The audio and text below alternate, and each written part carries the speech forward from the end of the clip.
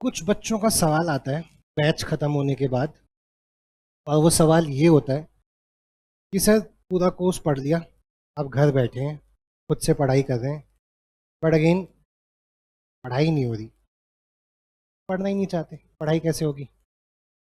तो मेरा आपको सुझाव है, प्लीज़ कॉपी और पेन लेके बैठना। मैं इस पूरी बात को 4 स्टेप्स में तोड़ के बताऊंगा। स्टेप नंबर 1, एक टेबल बनाओ।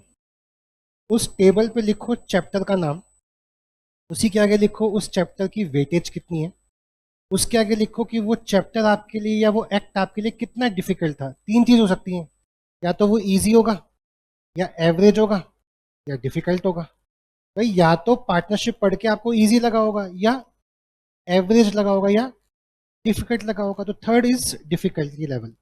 नेक्स्ट इज उस एक्ट में कितने क्वेश्चंस हैं, मतलब अगर आप क्वेश्चन बैंक सॉल्व कर रहे हैं या आपके पास कोई भी क्वेश्चन बुकलेट है, तो उस एक्ट में क्वेश्चंस कितने। सपोज पार्टनरशिप में ना 70 क्वेश्चंस हैं हमारे क्वेश्चन बैंक में, ठीक है।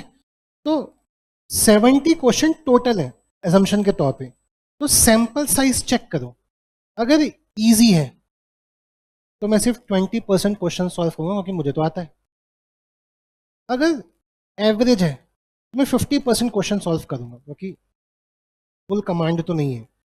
डिफिकल्ट है, मैं 90% क्वेश्चन फिर से पढ़ूंगा, क्लास में पढ़े थे भूल गया, मैं फिर से पढ़ूंगा।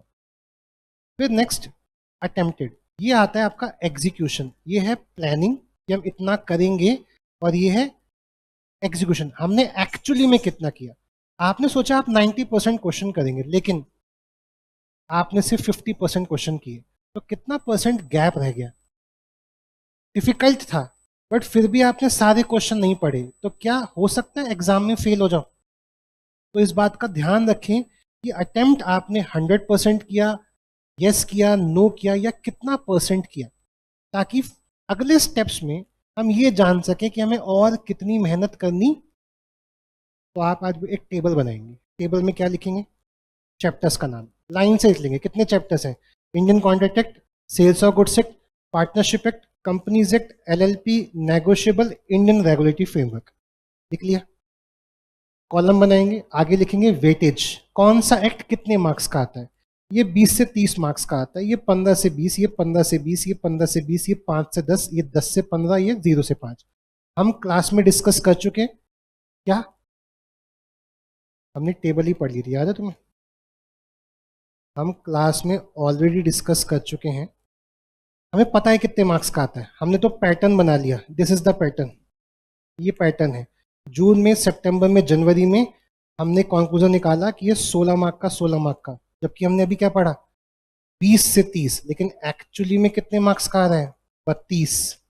हमने पढ़ा सोगा कितने का आता है एज पर आईसीआई, 15 से 20, लेकिन एक्चुअली में कितने का आ रहा है, 21। तो हमें पता है, हमें ये भी पता है 3 पेपर देख के, जून का पेपर देख के, सितंबर का पेपर देख के, जनवरी का देख के, हमें ये पता है कि पहले क्वेश्चन का ए पार्ट इंडियन कॉन्ट्रैक्ट एक्ट से आता है, पहले क्वेश्चन का बी पार्ट कंपनीज एक्ट से आता है, पहले क्वेश्चन का सी पार्ट पार्टनरशिप एक्ट से, हमें ये भी पता है। ठीक है, वापिस है। तो हमने सबसे पहले चैप्टर्स लिखे, फिर हमने उसके आगे वेटेज लिखी कि ये चैप्टर इतनी औकात रखता है, इंडियन रेगुलेटरी फ्रेमवर्क ज्यादा से ज्यादा 5 मार्क का है, तो इसको पहली पहली प्राथमिकता देंगे, या secondary, third, fourth, fifth. 6 mark का है, इस पे अभी मेहनत करें, या पहले 15 से 20, 15 से 20, 15 से 20 वाले खत्म कर लें। आगे डिफिकल्टी लेवल, तो अगर सपोज इंडियन रेगुलेटरी फ्रेमवर्क बहुत डिफिकल्ट लगता है आपको, बहुत डिफिकल्ट, तो अभी पढ़ोगे, या 5 मार्क का बाद में भी पढ़ सकते हैं। डिफिकल्ट है लेकिन भैया 15 से 20 मार्क का है, छोड़ दिया तो गए, तो पहले इनको कर क्योंकि इनकी वेटेज ज़्यादा है। तो हम नेक्स्ट क्या डिसाइड करेंगे, डिफिकल्टी। डिफिकल्टी में 3 हमने पायदान चूज किए, पहला इजी, एवरेज, डिफिकल्ट, फिर नंबर ऑफ क्वेश्चन। अब जैसे आपको पता चल रहा होगा, एलएलपी 5 से 10 मार्क का आता है, या सपोज नेगोशिएबल 10 से 15 का आता है, लेकिन क्वेश्चन ही कितने बनते हैं उस पर। और इंडियन कॉन्ट्रैक्ट 20 से 30 मार्क का आता है, लेकिन क्वेश्चन कितने बनते हैं। आप बताओ कौन सा ज्यादा आसान है। मैं इसके 30 क्वेश्चन करूं, मैं इसके 70 क्वेश्चन करूं, तो 20 मार्क यहां आए, 15 मार्क यहाँ है, 35 मार्क, कितने क्वेश्चन करके? 100। और यहाँ 30 मार्क आएंगे 120 क्वेश्चन सॉल्व करके। तो फिर हम नेक्स्ट ऐसे डिसाइड करेंगे कि हमें कम क्वेश्चन में ज्यादा मार्क्स मिल सकते हैं। अरे बोलो हाँ। फिर सैंपल साइज, अगर इजी था तो सारे क्वेश्चन करोगे या आधे ज्यादा क्वेश्चन आते हैं? सिर्फ कौन से क्वेश्चन पढ़ेंगे? जो थोड़े कॉम्प्लेक्स थे। और टफ वाले में वहां कुछ नहीं छोड़ेंगे, वहां सारे। तो फिर डिसाइड करना 20% क्वेश्चन करोगे या 50% करोगे या 90%। और फिर चेक भी करना कि जो प्लानिंग की थी वो गैप आएगा, पक्का आएगा। आपने सोचा होगा कि मैं 50% करूंगा, लेकिन आप पाएंगे कि आपने सिर्फ 30% क्वेश्चन सॉल्व किए। तो क्या होगा अभी देखेंगे। तो पहला स्टेप, क्या आपने टेबल बनाई?